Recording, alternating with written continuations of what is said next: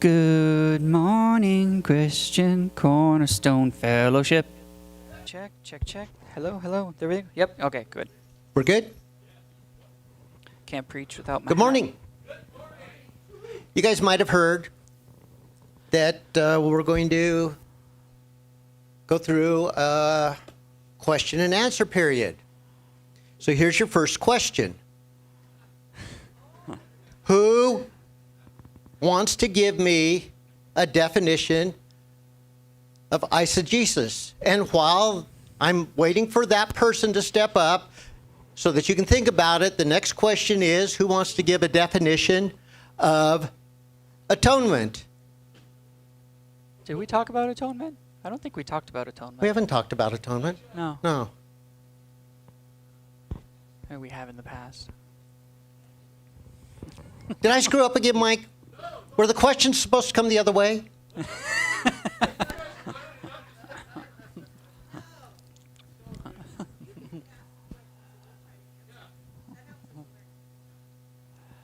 Okay. So I saw a hand right there. And you get to pass it around after. Eisegesis is when you put your thoughts and agenda into the word rather than what the prose and the sentence is really saying. That's right. Okay, that is correct. I think it goes just a little bit beyond that. I think it's when you pull out of the text ideas that aren't necessarily explicit in the text. Or that just aren't there. Make stuff up. Essentially, yeah. It's reading meaning into a text where there is no meaning, where that meaning cannot be extracted. That's eisegesis. That's the definition we're talking about. Grab the microphone. There he is. Exegesis. I actually had a question that just came to me. Hit it. Ask your question. The bit about us quizzing you, it's a bit, Yeah. So this is really a question and answer, and we're going to take the next 45 minutes or so to answer questions that might have come up along the way. For those of you who've been following along here or out there, you can comment on the video with the live feed, and we will be able to see your questions. So go ahead, Andrew. Is there a difference between eisegesis and speculation? That is a good question. I would say that there's a little bit of difference, but they are mostly the same. And I would disagree. I would say there's a lot of difference in some instances, and that some of the speculation can be based on culture that we think was relevant during the writing that is irrelevant today because we're not in that same culture. And some of the speculation can also be based on what we know of the surrounding nations, what literature has survived from that time. And so potentially we can take some of that history that surrounds the nation of Israel and the literature of the Old Testament and say, okay, because we know this was happening in the near reaches, maybe because we know that, we can extrapolate this kind of thought out of the Old Testament. And I can give an example.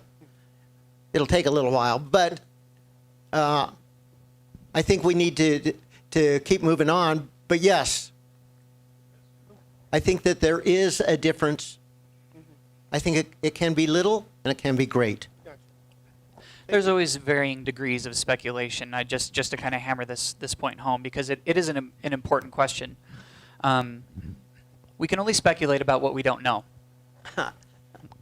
When we know something definitively, then we're no longer speculating about it. And so when we think we know something that we don't actually know about, then we're eisegeting. So I Yeah, want an example of the whatever. Of exegesis versus eisegesis? Or No, eisegesis. I want an example of eisegesis that Okay. that is prevalent today. perfect. That's a great place to go. Okay. So let's look at, I can't remember the address off the top of my head, but where in Corinthians it says, "Now concerning the things that you've written to me, whether or not it is good to touch a woman." And he doesn't mean, just like touch. He means touch that stuff. And That real involved touch. and he's essentially saying, I wish that you would remain as I do. Or he says, if you agree upon a separation, a physical separation, then let there be a definitive ending period to come back together so that you aren't tempted. A lot of people believe that that is Paul saying that he agrees with a Greek Gnosticism that sex is bad, that sex is evil, and that in order to be holier, you can abstain and fast sex. Well, what's actually going on there is in the original Greek, there are these two gray marks that outline right after where he says, "Now concerning the things that you wrote to me." Okay, I want to butt in right there. And this is the way that Brandon and I actually work when we're together. He'll be going for something like that, and I'll jump in. And then he'll go on and continue after I've jumped in, or vice versa. Here's something that Brandon brought to mind that I knew, didn't really think strongly about it. 1st and 2nd Corinthians is actually is actually 2nd and 4th Corinthians, because there's a preceding letter that came to Paul before 1st Corinthians. So there's a letter from the Corinthians that we don't have. And then there's Paul's letter in reply. Yep. Okay, so that's what Brandon's talking about here. This is a reply to the first letter that we don't have. So we don't really know exactly what was in that letter. But we know that at least this was a concern. Right. And so what we can definitively know is that Paul there, when he said, concerning the things that you've written to me, it is good not to touch a woman. That's what the text says. There's quotation marks around that. It is good not to touch a woman. Paul is replying to their concerns that they are writing to him for pastoral advice about. Because what we know about Corinth. Corinth was that they were heavily influenced by Greek Gnosticism and Greek Stoicism and Docetism, which essentially means that they followed Plato's idea of spirituality that heavily influenced the early church and these budding Christians in these areas. And this idea is that is wholesale Greek, is that the more you abstain from sex and have no passions, to be passionless, to be immovable, to be immutable, was the highest expression of spirituality. And so they're asking Paul, like, we think that it's good not to have sex. And he's like, and he makes a concession to them. He's like, okay, if you do that, make sure it's for a definitive period of time and then come back together and touch that stuff. You could thank John Crowder for that. So without the definitive knowledge of history that we have now, lots of doctrine in the church has been around, well, yeah, fast sex because it's good for you. Pursue the Lord separately because Paul says, it is good not to touch a woman. And they miss the fact that he's quoting a letter that was written to him questioning this tenet of this thing that they're struggling with. So, exegesis versus eisegesis.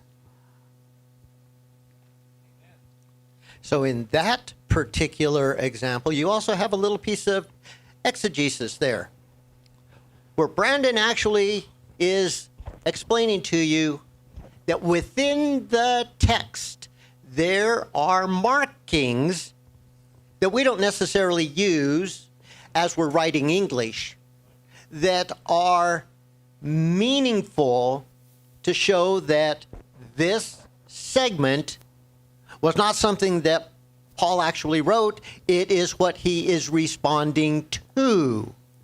And so if we think that every word and every letter in 1st and 2nd Corinthians are directives by Paul, then we miss something super, super important, because he starts off a little bit later in the letter, now concerning the things that you wrote to me. And then he quotes what they say, and then what follows is his reply. And we have to trust Greek scholars, essentially, sometimes, to catch those quotation marks, but even, and I'll get you, and even syntactically, we can pick up that he's quoting, because he says, now concerning the things that I wrote to you, and now let me give you a directive. It's like, no.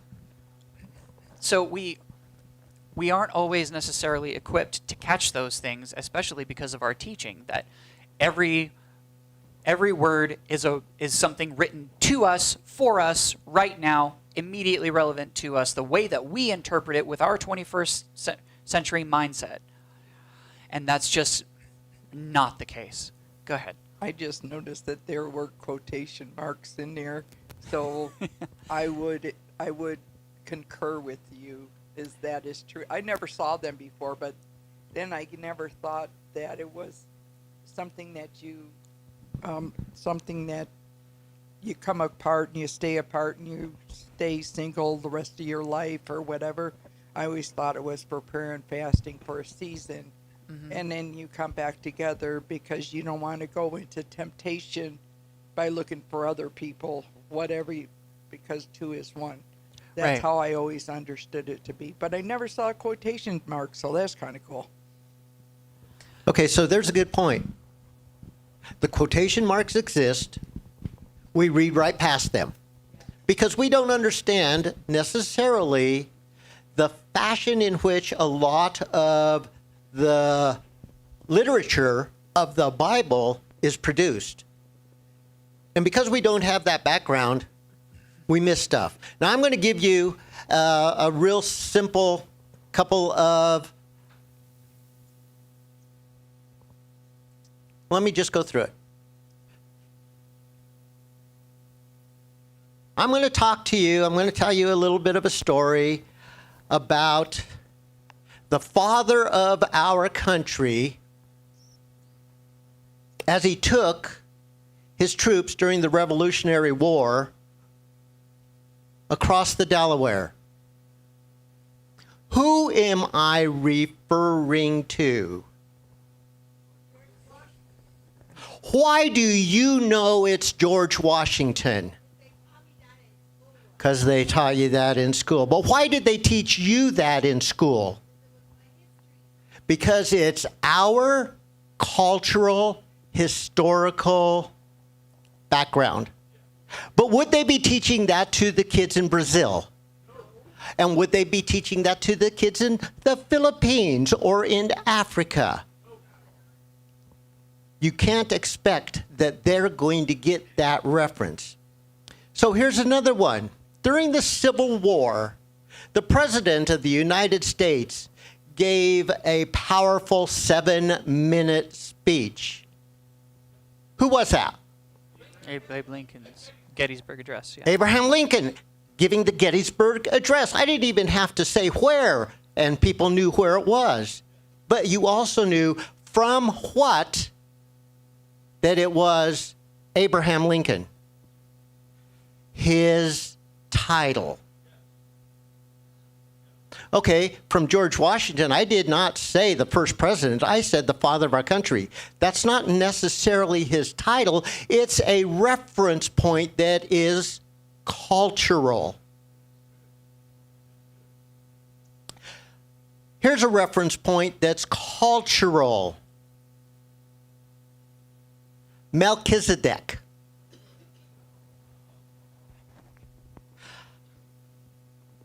I'm not going to go through all of it right now,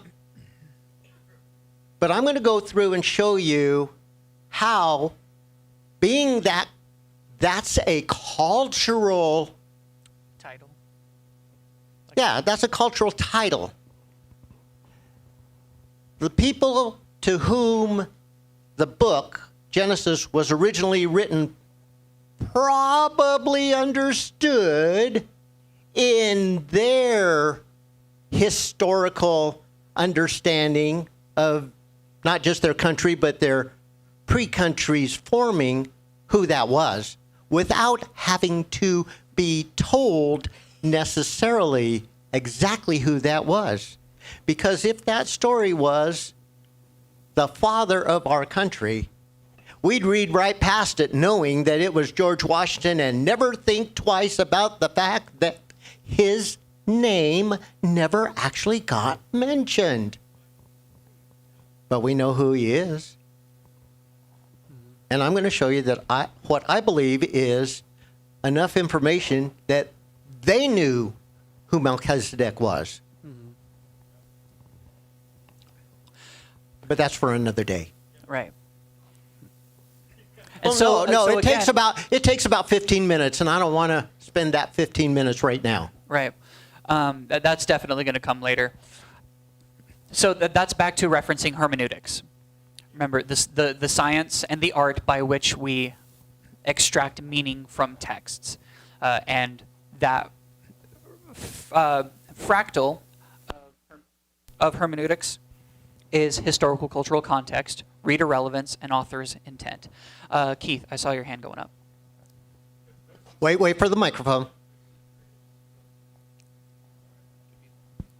Go ahead and just leave it on. What's the sign of the Davidic covenant? The sign of the Davidic covenant.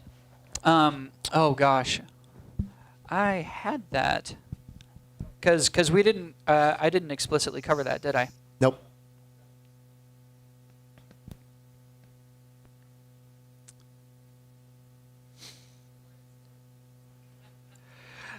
David's covenant has a few weird factors to it. So I don't remember if there is a specific sign of the covenant. I did not find it when I looked because I had the same question. Yeah, because I remember. Wait. I think Keith wants to tell us. Well, it's an assumption and maybe a possibility in its worship. It's not necessarily a physical sign, but it's an internal. His particular brand of worship. Well, he brought worship on the scene. You know, before that, it was totally different. His music, the choirs, if you look in the Old Testament, I mean, it was 33 different choirs and all the stuff that go in. If you, Ray Hughes is the guy who knows all of that stuff. Uh-huh. And so that was a question I had. Is worship the sign because everybody talks, you know, he was the guitar player, actually. It was a Gittite harp, but he's a guitar player. And he wrote the Psalms, which were songs and so on. So worship was part of David's legacy, so to speak. Right. I don't remember a sign of the covenant being explicitly given, like, and so this sign of this covenant I give to you, even in the same way that at the very end of Deuteronomy, Joshua makes the people of Israel cut a covenant with him that they would keep covenant with God. And there was a sign to that covenant even, but I don't remember explicitly seeing like, okay, now the sign of my promise to you is this. You know, it might have even been a concession that David's faith was so incredible that God felt he didn't need to give a sign, because he's like, and your faith is going to carry this, forever. I don't know. I would have to. I would only be speculating at this point, and I'd have to go back and dig. That's that. Currently, we'd be eisegeting. Yeah, if I were to make any definitive conclusion, I would be eisegeting. Yes. Any other questions? Next question. Kirk. Go for it, Kirk. So you were explaining about the Mosaic covenant and how much of it is still held on today by the Yes. church. What would you guesstimate that the percentage of the church is still holding on to that? Too much. Yeah, definitively too much. And we can take that apart and kind of analyze if we had access to all the numbers of like, okay, what percent of the church believes in New Covenant theology, which essentially believes something similar, that the Mosaic covenant went away, but everything that is laid out as like a definitive is now a command. So everything Jesus said, everything Paul said, everything in the New Testament that is like a directive or an imperative is actually a commandment. So we went from 613 laws and commandments To 1,050. to 1,050. Which is something that Paul would call a mixture of law and grace, because we're mixing Old Covenant thinking of laws and obedience and righteousness that way, and grace and faith, trying to mush them together, which makes Christ of no effect. Would you say that was the heavy weight of covenants of the old, would be the Mosaic? Yeah, definitely. And Paul and other scriptures say as much. So to answer your question, how much of the church believes this? If you don't wholesale believe that the Old Covenant has passed away in its entirety, and the New Covenant has overtaken and superseded the Mosaic Covenant and fulfilled the Mosaic, Noahic, and Davidic, in such a fashion that you truly understand that you are free from performance-based obedience, then your church technically believes in a mixture of law and grace. Yeah, I haven't been to very many churches who do wholesale believe that. I didn't before I came to this information.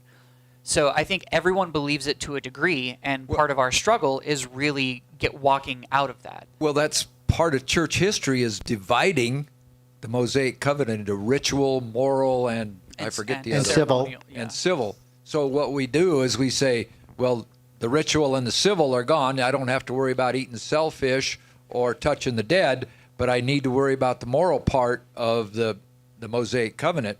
And we enter, and there's nothing wrong. I shouldn't say that. It's probably a thing that's good and right, but it's our attitude and what we believe about the new covenant that makes it improper. And that's where we see fundamentalism kind of go to seed in a really detrimental way.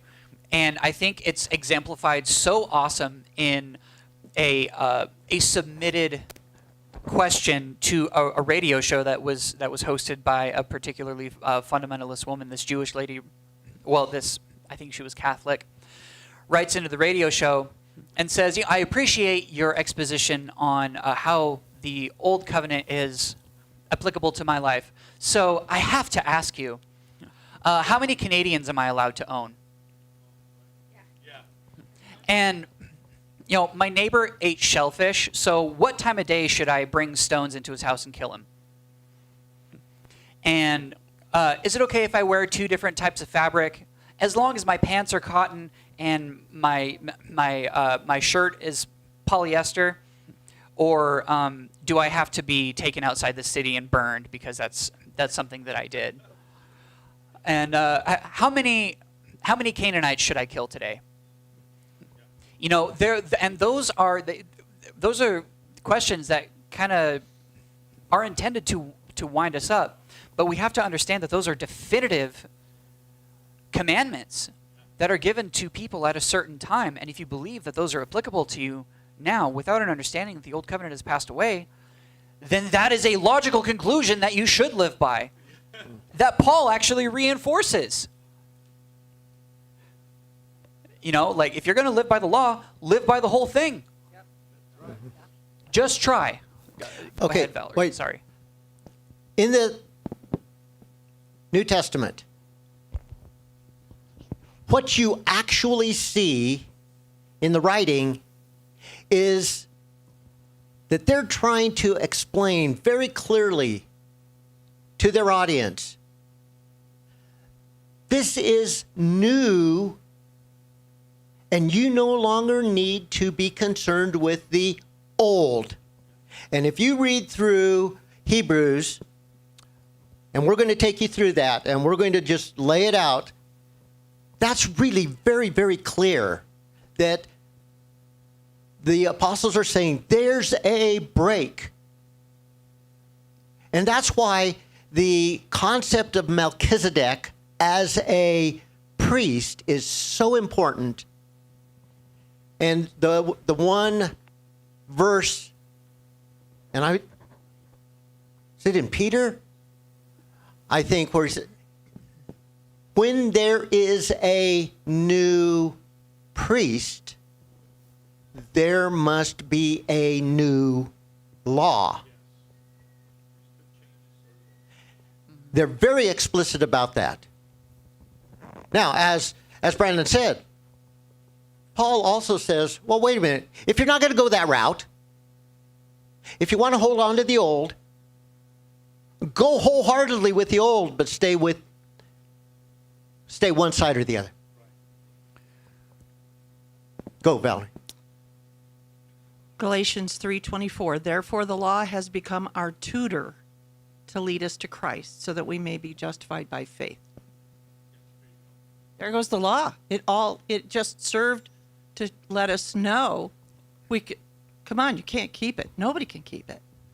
Okay, now, Well, no, actually, when we read in the Bible, there are numerous places where it says, starting when God gives that law in Deuteronomy, he says, this is something you can do.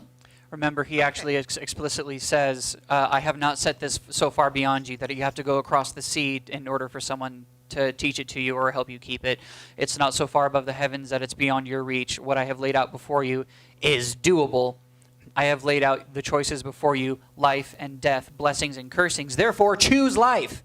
Yes, and that's what God said. Mm-hmm. But what did they do with that? They added another 600 in the intertestamental period that he didn't necessarily say. But the whole point is, what you're talking about is that the old covenant is done. The law is done.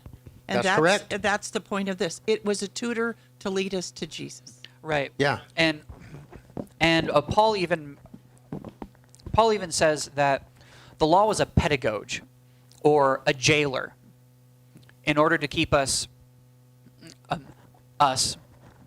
Israel, under lock and key and contained until the time of Christ, until they had reached full maturity.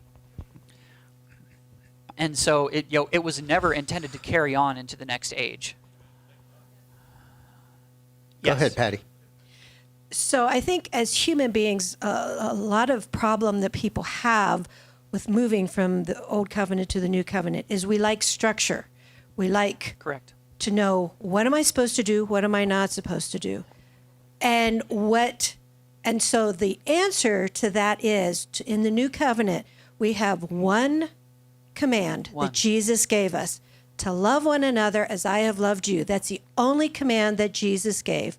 Mm-hmm. But if we fulfill that, we naturally are going to fulfill any other law that, don't murder, don't cheat, don't lie, all those things, because that's we're not walking in love when we do those things. Right. Right. And that's why Paul parallels love and the love of God and the love of God in us being the fulfillment of the law. I think that he's saying, and this is kind of my immediate personal speculation on a mentality that he had in communicating this, is if you have to think of it in law terms, understand that love fulfills the law. If you have to think of it in these terms, in these Old Covenant terms, in order for this to be a stepping stone for you into New Covenant thinking, then understand that Christ has given us one commandment, and that is to love one another as I have loved you. And where is source in that?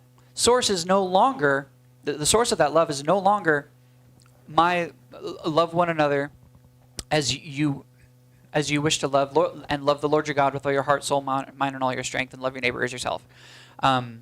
Those two commandments summed up the law. Source is self.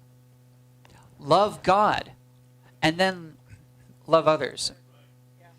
And it's still love others, but the direction has changed. Love one another as I have loved you. So the intent is to receive, and love for others is an outpouring from abundance, from completion, from wholeness. Because we have Christ in us. When we receive, we actually now have a real ability to pour that out. As Christ poured it out to us, we now have an ability to pour it out to others. Right. And in fact, one of the definitions that I was going to want you guys to go through was love. How many different definitions within the Bible do we have of love, and within the church do we have of love? Well, I'm going to go through a couple. Let's start with a very, very first one, which is a covenantal love. Not at all what we think of as love. So, anybody want to guess a reasonable English word that would give us the definition, one word, of covenantal love? Say it louder. Respect. It's close. That's close. That's It's close. Certainly close. Honor. Further away. Yeah. How about commitment? That's close. That's closer.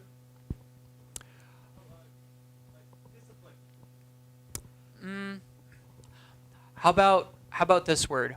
Obedience. You reckon?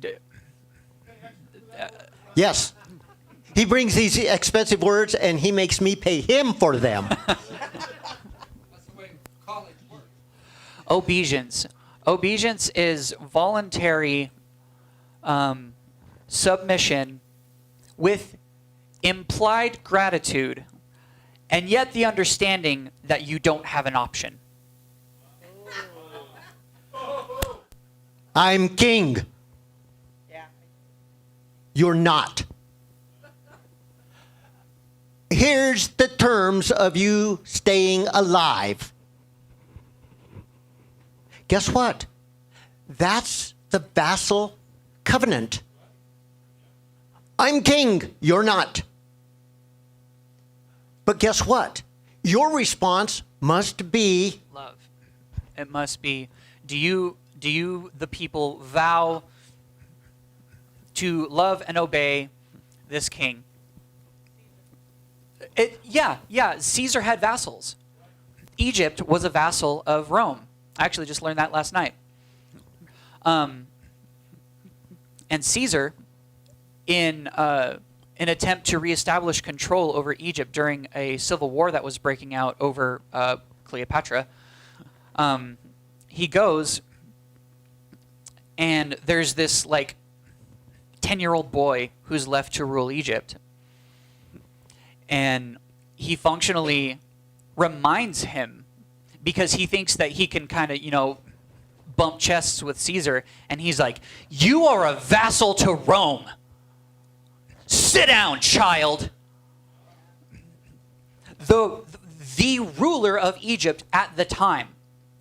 And Caesar comes in swinging his chest around. "You are a vassal, and you will pay everything that is owed to you from everything that we owed, because you killed one of my consuls of Rome." Because they were hunting a guy from their own civil war who was the leader, and he ends up washing up in Egypt. And they're like, "Oh, hey, this is the guy. Let's kill him." And so, yeah, we're going to kill Caesar's enemy for him. Caesar shows up and is like, "You killed one of my consuls in such an undignified and sordid way? Shame on your house. And by the way, pay everything that you owe." That was what it was like to live as a vassal of a greater nation. You don't have a choice. And the language in this covenantal structure is one of two words: love or hate. If you did not love your vassal ruler, you hated him. And to hate him meant death. And so following the structure of the covenant, and to be to have fidelity, it was the covenantal language of the time, and they use it. So when God says, it looks like he's demanding love, it's like, no, this is just simply the way that it was written and spoken at the time. Okay, and this is something that we can pull from surrounding country literature that still exists. Those definitions come out of that surrounding country literature of covenant at that time. So with that in mind, I'd like to go back to something that Brandon touched and just zipped right on by. The vassal covenant that the Mosaic, okay, so the Mosaic covenant, I think of it as Part A, Part B, and Part C. Part A was an offering that never got accepted. Part B ran for effectively 40 years. Mm-hmm. And Part C ran for about a 1,300-year period. Now, Part A was a grant covenant where it would have been, "I'm going to give you this. I'm going to raise you up, and you get to do these cool things." Done. No response on your part was necessary except, "Yay!" And send the mountain, yeah. Yeah, and come on up. And you had to come up, right? Oh, that didn't happen. It would have been nice, but we wouldn't have had this conversation if it would have. The next one, the kinship. Who was the kinship between? Moses and God, you're right. But when you're holding the microphone and you answer, I want you to use the microphone. No. Okay. But I still want you to. Moses and God. Yes. Yes. It wasn't between God and the budding nation of Israel. No. It was between God and Moses. Why? Because Moses was a good covenantal partner. And they already knew that the nation essentially was a screw-up. They failed the covenant before Moses even made it down the mountain. He comes down and everyone's having an orgy. Wait a minute. That's not covenantal behavior. Yeah. Okay, so then Moses is not going into the promised land, and Moses is going to die. And now there's a reevaluation of the contract, of the covenant, and and they have a new covenantal partner in Joshua. Or essentially God. Okay. And so in this case, when God establishes that new covenant, God could have had a choice, or God did have a choice. He could have chosen the other thing, which was, no, you guys are such a screw up. I don't want another covenant with you. And by the way, if you didn't keep the covenant, remember what the consequence was? Death. So throughout the vassal covenant, they don't keep the covenant. Why do they not get all killed? Because God forgives them over and over and over. And because You they're not said under vassal. law. Did you mean during Moses' time? Is that's the kinship, right? During Moses' time, it was the kinship. Yeah. But as Moses Yeah, it it turned to passes vassal. away, it becomes a vassal Now, covenant. is Joshua his covenant partner then, or is it the nation? It changes. It changes to a vassal covenant when Joshua is instituted as the de facto leader of Israel. The spokesperson. Because as good of a leader as Joshua was, or as poor, he still couldn't hold a candle to Moses in terms of being a kinship partner. And God was like, we're reevaluating this because y'all are nowhere near the caliber of Moses, and if it stays the way it is, you're going to fry. I got to kill you all and if this stays the way it is. Because I have to be faithful to my word, to the promises that I've given, and to my position in being a covenant partner in this function. And I have to be your protectors. So I'm going to try my best to protect you from me by changing the agreement. And essentially, what this does is this holds the nation secure for 1,300 years until Jesus. Otherwise, they'd have been wiped out. So the covenant was made with the nation of Israel, not Joshua in particular. Yes, essentially, because with a vassal covenant, it doesn't really matter who succeeds.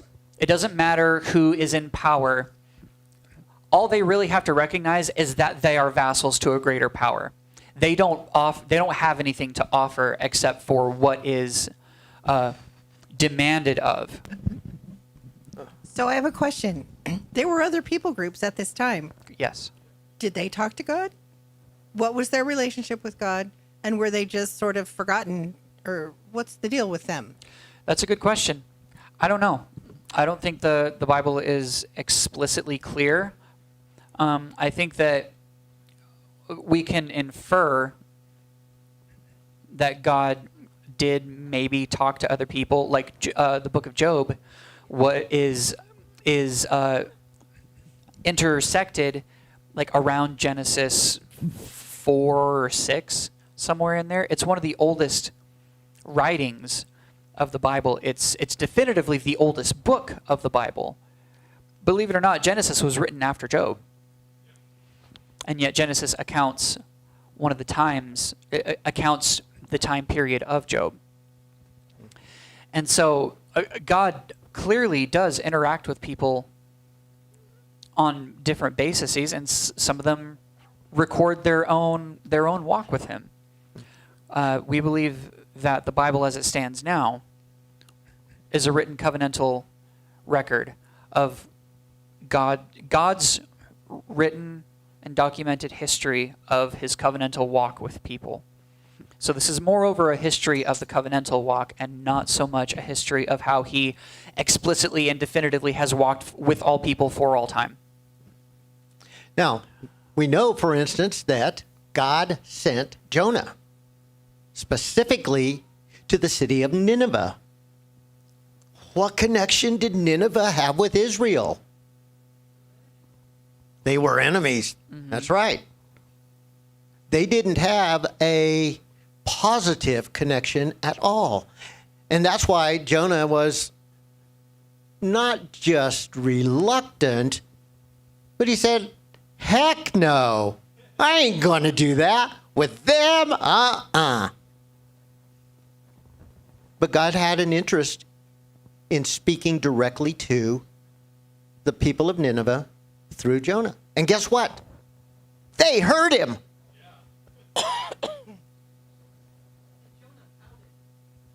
Yeah, well, Jonah was a little bit like some of us. And I mean, there weren't 5 righteous people in Sodom, but there were, what, 2?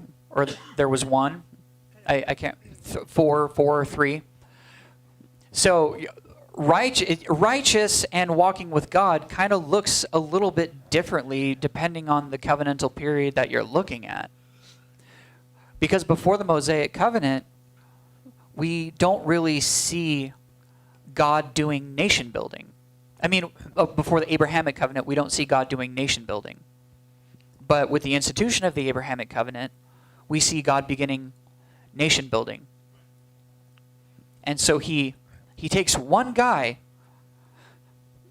and turns him into a tribe, and eventually a fully fledged early ancient Near East nation of millions of people.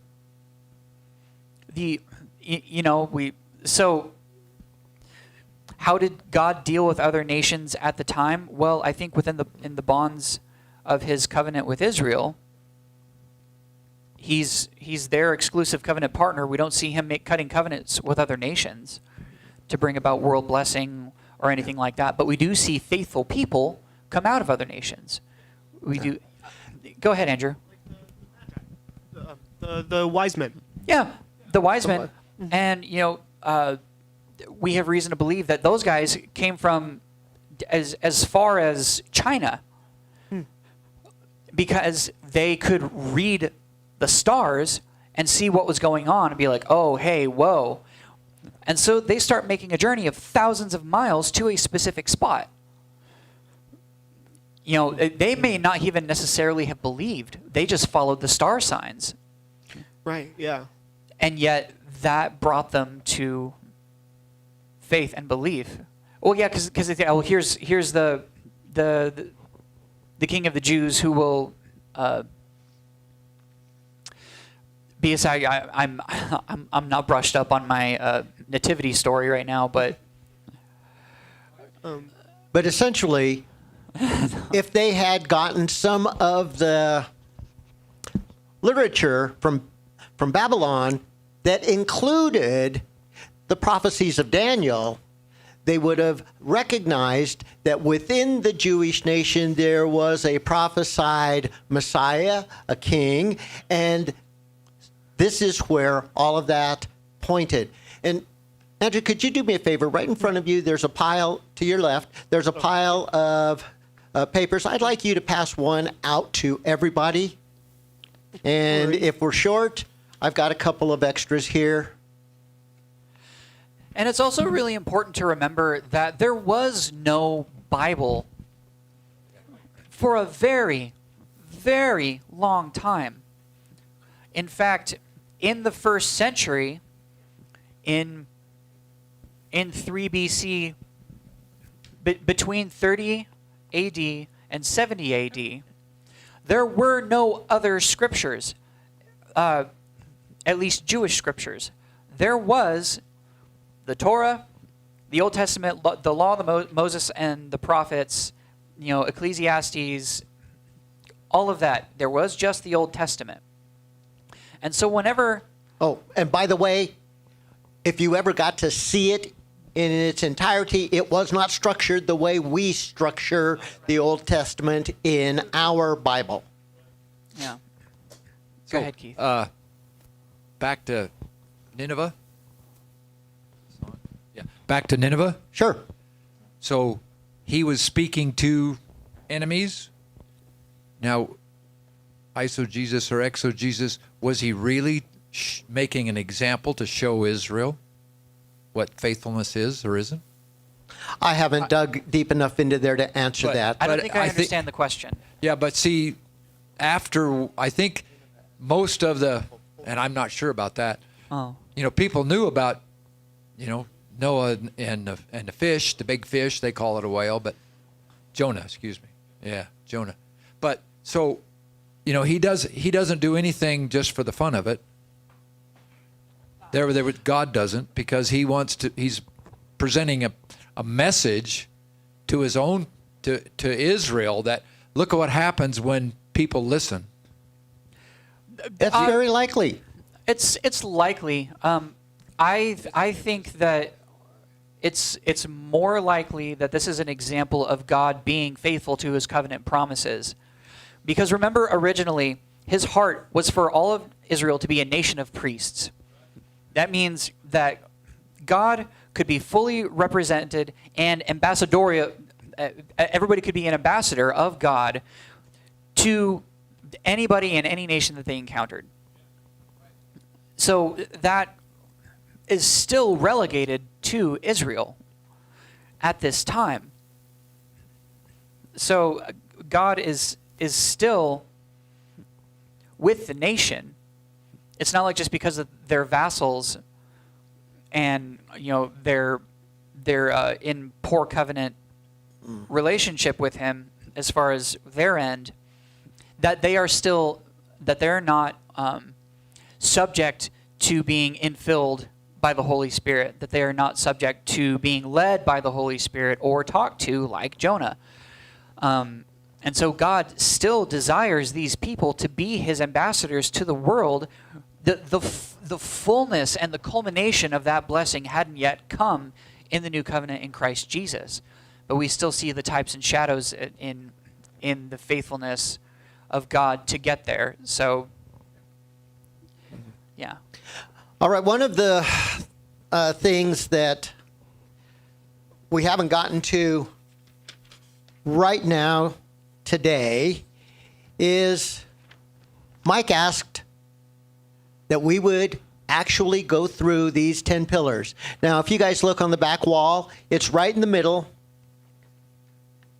And this is essentially the church copy. And my wife was very gracious, and she retyped it because, for my eyes, this is a little more difficult. So you guys all have a copy of the 10 pillars. Now, when Brandon and I are looking at this, and we were saying, okay, Mike, away from Mike, we're having this conversation. And by the way, our conversations bounce through all kinds of stuff before they get back to the point. And we will be how many hours in a conversation? 2, 3, 4, 4.5, 5. And seriously, we just bounce all over the place. But still, we recognize that Mike's intent was for us to share this document, the 10 pillars. But in our conversation together, we say, we can't do that. We don't believe that we can do that effectively without putting out all of this other groundwork. Because we don't know what kind of foundation you guys have in the background and in the history and in the understanding. So that's why we've made it a point to talk about all of this other stuff, starting with covenant as a concept and going through a lot of this other stuff like hermeneutics and eisegesis and throwing out some definitions, because we don't want to shortchange you guys. And I really believe that if we would have just jumped right into this, we would have shortchanged you, because we wouldn't have given you the foundation to understand much of what we were sharing without, well, some of you might have had it. Some of you might have a better foundation in your background than Brandon and I have worked out between us. And I know Brandon's done a tremendous amount of study where I'm following his lead in a lot of this. My study has gone on for a much longer period of time, but it's not nearly as focused as Brandon's. There are a couple of other elements that we really felt like it was beneficial and valuable to share, specifically filters. Yeah, that's something that we are going to cover. I'll blow through this really quick, and I think we'll have time for one more question. But I want you guys to look at this. And Brandon and I, think that going through it from 1 to 10 makes less sense than going through it in a different order.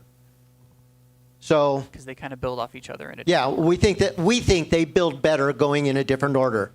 But we want you guys to each have one of the copies so that as we're going through it, you've got a little bit of the reference material already on the copy. So that's why we send it out. What's that, Mike?